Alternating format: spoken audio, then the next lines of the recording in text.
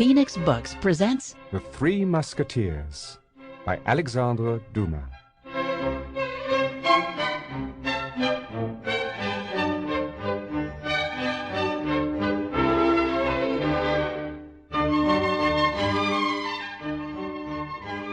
On the first Monday of April, 1625, the market town of Meung seemed to be in great turmoil.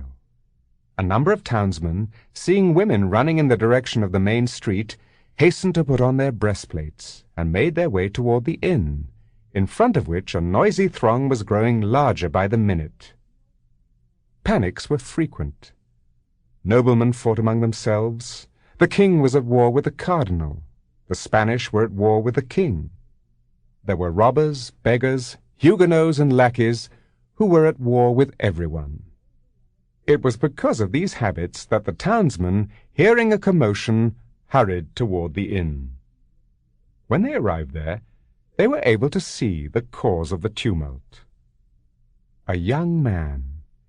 Imagine Don Quixote at 18, without chainmail or thigh-pieces. He had a long, dark face. His eyes were frank and intelligent. He was too big for an adolescent and too small for a full-grown man. An untrained eye might have taken him for a farmer's son on a journey if it had not been for the sword that hung from a shoulder-belt. The young man had a mount, one that could not fail to attract attention. A small horse, 12 to 14 years old, with a yellowish coat, an almost hairless tail, and sores on his legs. He walked with his head lower than his knees, but he could still do 20 miles a day. Unfortunately, his good qualities were hidden by his strange color and his outlandish gait. Since in those days everyone was a practiced judge of horses, his appearance had caused a sensation that cast disfavor on his rider.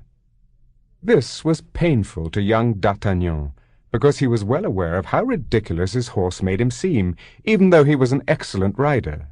That was why he sighed when he had accepted the horse as a gift from his father. "My son," the nobleman had said, "this horse was born on my estate nearly 13 years ago, and has never left it. Let him die peacefully and honorably of old age, and if you go to war with him, treat him with consideration.